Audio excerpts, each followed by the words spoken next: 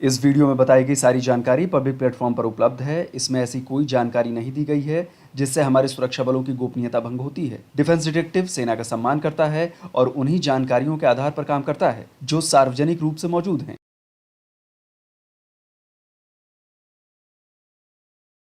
नमस्कार दोस्तों, defence detective के एक और एपिसोड में आपका स्वागत है। आज के वीडियो में बात होगी पाकिस्तान और सऊदी अरब के बीच करीब करीब खत्म हो चुके संबंधों की।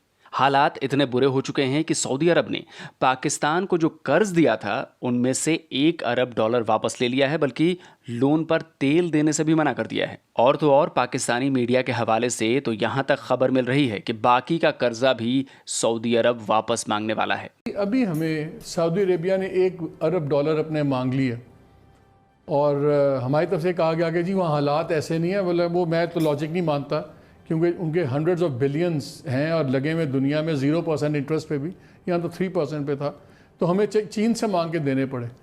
मेरी इतला ये है कि 1 बिलियन और की डिमांड आ गई भी है सऊदी अरेबिया से, क्योंकि टोटल 3 बिलियन था, उसमें से 1 बिलियन और भी मांगा गया। पहले तो ये बताएं कि अगर इन्होंने 3 बिलियन अपने मांग लिए डॉलर, तो क्या इससे कोई बहुत बड़ा हमारे पे कोई फ़र्क पड़ता है, इम्पैक्ट पड़ता है? अब पोजीशन ये है कि उन्होंने अगरचे ये डिपॉजिट से 1 अरब तो ले लिया है वापस, अगर 1 और अरब मांग रहे हैं, दूसरी तरफ हमें हर साल वो ऑयल डिफर्ड फैसिलिटी की पेमेंट करनी है, वो तकरीबन $800 मिलियन है। माजी में तो वो लेते नहीं थे, कह देते थे लेकिन मांगते भी नहीं थे हमारे ज़माने में। हाँ, नहीं लेते, हम ही लाए थे। हाँ। और दुनिया को ये बताया जाता था कि डेफर्ड है, लेकिन कभी लेते नहीं लिए था, हमसे लिया नहीं। रजी साहब, बात यह है कि लावा कई सालों से पक रहा था। अगर कोई पाकिस्तानी वजीर इस तरह का बयान दे दे जो शाह महमूद कुरैशी ने दिया है और वो भी सऊदी अरब के खिलाफ, तो आप समझिए कि ताल्लुकात तकरीबन मुनक़ता हो चुके हैं, तकरीबन। वरना हमारे में तो जुर्रत ही नहीं हम सऊदी अरब के खिलाफ बयान दे दें।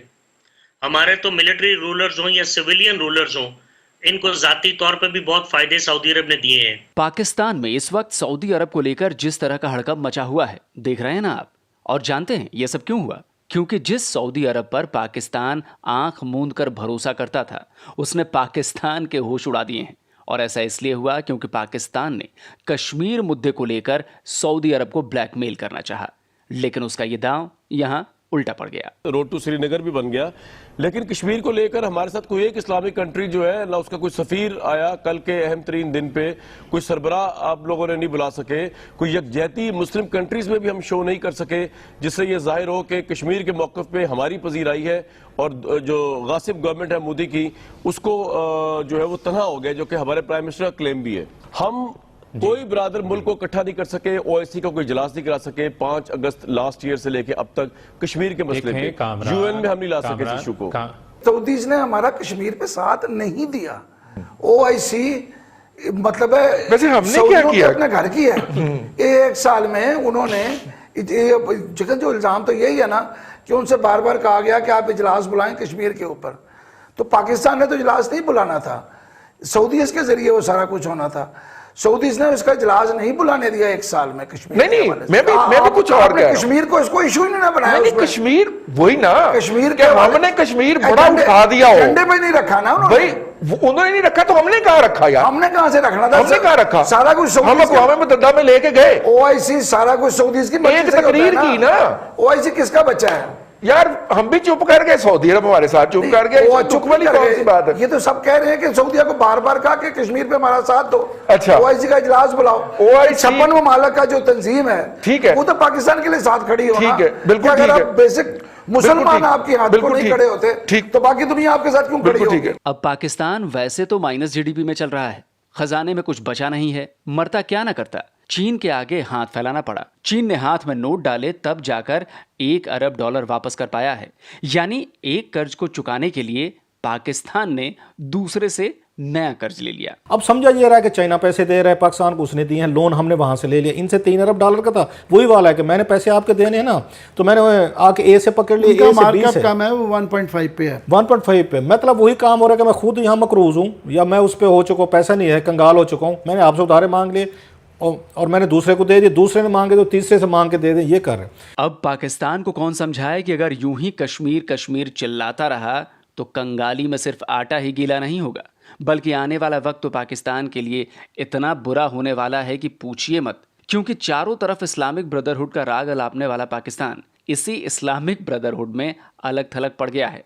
और ये सब हुआ पाकिस्तानी विदेश मंत्री शाह महमूद कुरैशी के इस बयान से। मैं एक मर्तबा फिर ओआईसी की लीडरशिप में मोतबाना गुजारिश करूंगा, काउंसिल ऑफ फॉरेन मिनिस्टर का इजलास हमारी तवक्को है। अगर आप ये नहीं बुला सकते तो फिर मजबूरन मैं अपने वजीर आजम से कहूंगा कि वो मुस्लिम ममालिक जो कश्मीर के इशू पर हमारे साथ खड़े होना चाहते हैं और कश्मीरी मजलूमों का साथ देना चाहते हैं, उनका इजलास बुला दे, चाहे वो ओआईसी के फोरम पर हो या ना हो। आज ओआईसी को फैसला करना है कि क्या इस पाकिस्तान के हसास, जो एक फाउंडिंग मेंबर के हसास मसले पर वो हमारा साथ देना चाहती है कि नहीं। वक्त आ गया है कि ओआईसी अब जो है वो जिसे कहते हैं ना, ये जो बच बचाओ आंख मचोली से बाहर निकले। मतलब समझे आप, कुरैशी सऊदी अरब को धमकी दे रहे थे कि जिस ओआईसी में तुम पाकिस्तान की बात नहीं मान रहे उसे वो तोड़ देंगे, उसे दो फाड़ कर देंगे। अच्छा, मजे की बात यह है कि कुरैशी की इस मूर्खता को शो के एंकर काशिफ अब्बासी ने फौरन पकड़ लिया। शाह जी, बहुत बड़ी बात कर दी आपने, एंड यू डू रियलाइज कि आपने कहा कद से बड़ी, लेकिन ये कि मैंने इसलिए की है, इसलिए की है काशिफ, मैं दिल जला हूं, मैं इसलिए की है, ये मैं समझता हूं ये दफ्तर खारजा में भी परेशानी फैल जाएगी, मुझे पता है जो मैंने कह दिया है। सर, ये बहुत बड़ी बात, मैं ये कह रहा हूं कि आप ज्यादा दूर ना जाएं।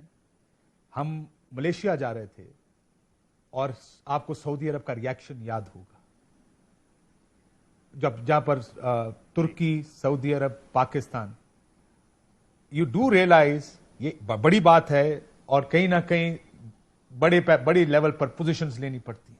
And by saying what you saying, you are taking a very strong position. आप वो कायदाना सलाहियत और वो रोल प्ले करें जो मुस्लिम उम्मा आपसे तवक्को कर रही है। लेकिन आपके इस जुमले के बाद वरना लगा है शाह जी, अगर आपने नहीं किया तो फिर हम ये करेंगे, जो कि एक सऊदी अरब के लिए, जो अपने आप को leader of the Islamic world समझता है, काबिल कबूल नहीं। मेरा व्यू है, अगर न किया तो मैं इमरान खान साहब से कहूंगा, सफीर कश्मीर, अब मजीद इंतजार नहीं हो सकता, हमें आगे बढ़ना होगा। विद और विदाउट सऊदी अरेबिया, यू से विद और विदाउट। अब जरा सोचिए, सऊदी अरब के टुकड़े पर पलने वाले पाकिस्तान का विदेश मंत्री ऐसे धमकाने वाले अंदाज में कुछ सुनाएगा और सऊदी अरब चुपचाप सह लेगा? ऐसा तो हो ही नहीं सकता। पहले तो हम ये समझे जब काशिफ अब्बासी साहब के शो में कि शायद स्लिप ऑफ टंग है, और काशिफ ने उनसे दोबारा पूछा भी सही, बड़ा उन्होंने वाइजली, वेरी इंटेलिजेंट, कि उन्होंने कहा आपको पता है कि आप क्या कह रहे हैं? उन्होंने कहा मुझे सारा पता है, हमारे मुल्तान के आपको पता है ना, ये शाह महमूद कुरैशी साहब कोई लफ्ज़ जो है ना वो ऐसा गैर ज़रूरी इस मामले में तो नहीं बोलते। खैर ये चीज़ें तो होगी। अब ये पता चला है कि दोनों मुल्कों के दरमियान तल्लुकात जो हैं वो बिल्कुल एक रिवर्स हों, जो कम हम रिस्क नहीं लेना चाहिए। शाह महमूद कुरैशी साहब को अपना टेम्पर जो है ना कंट्रोल करना पड़ेगा। अगर उन्होंने रिएक्ट किया तो आप ये देख लीजिएगा शाह महमूद कुरैशी की बलि देनी पड़ जाएगी। नतीजा अब आपके सामने है। मूर्खता कुरैशी ने की और भुगतेगा अब पूरा पाकिस्तान और वहां की आवाम। हमारे इस वक्त 26 से 27 लाख पाकिस्तानी सऊदी अरब में हैं। अगर ताल्लुकात मजीद खराब होते हैं तो उनकी वापसी यकीनन मुतवक्के होगी और $4.5 अरब की हमें रेमिटेंसेज आती हैं सऊदी अरब से हर साल। 19 में से $4.5 अरब सिर्फ सऊदी अरब से आता है। उसके अलावा जब भी कभी तेल की जरूरत पड़ी, तेल मुफ्त भी मिला है, तेल पैसों के साथ भी मिला है, ग्रांट्स भी मिली हैं, लोन्स भी मिले हैं। इमरान खान की गवर्नमेंट आती है, $6.2 अरब का पैकेज हमें मिलता है सऊदी अरब में, जिसमें लोन भी था $1 अरब का, जो अब आपने चाइना से लेके वापस किया। इसमें ग्रांट भी थी, इसमें तेल भी था, इसमें कई चीजें थी। मेरे तो ख्याल से कोई खास तब्दीली नहीं आ सकती। बात यह है कि वो क्या कर लेंगे, सऊदी अरेबिया का तो कुछ नहीं बिगाड़ सकते हम। वहां पर हमारे लाखों पाकिस्तानी वर्कर्स काम करते हैं, हमारे दीगर उनके साथ रवाबित हैं, वो क्या सब हम तोड़ना चाहते हैं? और अगर वो तोड़ भी लेंगे तो क्या हो जाएगा? मतलब अब हम उन पे हमला तो नहीं कर सकते या उनसे बदला तो नहीं ले सकते कि जी आपने कश्मीर पे हमारी मदद नहीं की तो इसलिए हम आपके ऊपर चढ़ाई कर रहे हैं। ऐसा कुछ नहीं है। यही नहीं, अभी भविष्य में इसके और भी गंभीर नतीजे पाकिस्तान को भुगतने हैं, इसके बारे में भी बताऊंगा। लेकिन एकदम संक्षेप में ये जान लीजिए कि ओआईसी है क्या। इसका फुल फॉर्म है ऑर्गेनाइजेशन ऑफ इस्लामिक कोऑपरेशन। ये मुस्लिम देशों का सबसे बड़ा मंच है। 57 देश इसके सदस्य हैं। सऊदी अरब का इस संगठन में बहुत दबदबा है और किसी भी प्रस्ताव को बगैर सऊदी के समर्थन के पास नहीं कराया जा सकता। पिछले साल जब जम्मू कश्मीर का विशेष दर्जा भारत ने खत्म किया था, तब से पाकिस्तान ओआईसी से इस मुद्दे पर बैठक बुलाने की मांग कर रहा था, लेकिन सऊदी अरब पाकिस्तान की चाल समझ रहा था, इसलिए उसने ज्यादा दिलचस्पी नहीं दिखाई। लेकिन जब कुरैशी ने सारी सीमाएं लांघ दी, तो फिर सऊदी अरब ने बताया कि वो चीज क्या है। चाइना से पैसे लेके आपको इनको देने पड़े, तो सफारती बहस में कामयाब किस तरह हुए? सऊदी अरब को नाराज कर दिया। सऊदी अरेबिया के हवाले से बात की, जो जावेद चौधरी साहब ने बात की, उसकी ना मैं तरदीद कर सकता हूं, ना मैं उसकी जो है आपको बता सकता हूं, वो इन्फॉर्मेशन या मिनिस्ट्री ऑफ जो हमारी फाइनेंस है वो बात कर सकते हैं। देखिए फारूक भाई, बात ये है कि आपकी सोच तो बड़ी आला है और आपकी सोच तो बड़ी अच्छी है कि हमने मुस्लिम उम्मा को साथ लेके चलना है। यही वो सोच है जो पाकिस्तान का हर हेड ऑफ स्टेट कहता है, यही वो सोच है जो पाकिस्तान स्टडीज की किताबों में भी लिखी हुई है कि हमने पूरी मुस्लिम उम्मा को साथ लेके चलना है। ग्राउंड रियलिटी जो है हाउएवर से डिफरेंट है।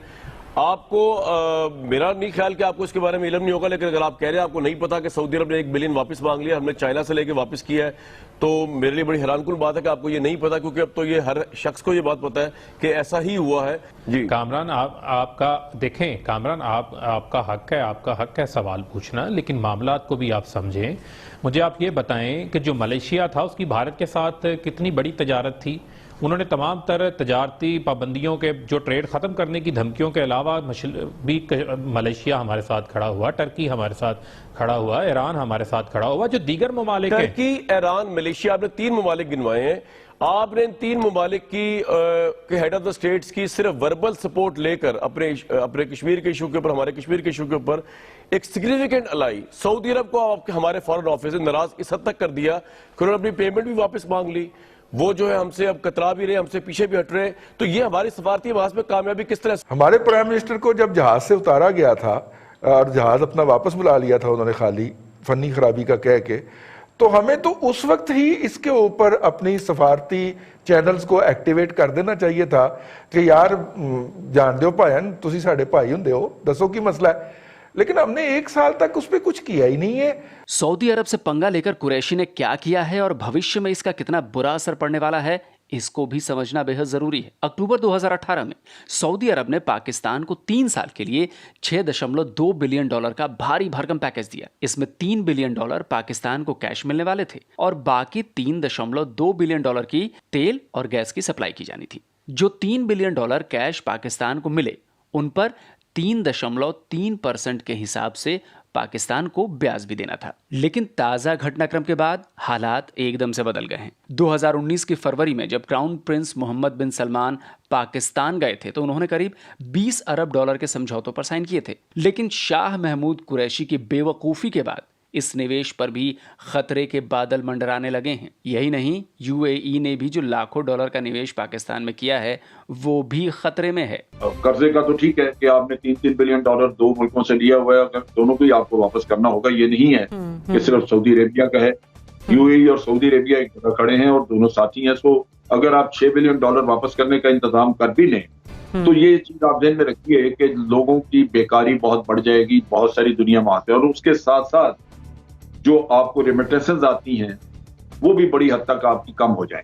लिहाजा हमें शायद अपनी पुरानी पॉलिसी पे ही थोड़ी बहुत तब्दीली करके तो आगे पीछे करना पड़े। ये मुमकिन शायद ना हो सके कि हम ओआईसी को छोड़ के इन मुल्कों की ख्वाहिशात के खिलाफ उनको छोड़ के तो अपने लिए एक रास्ता अलग कर लें।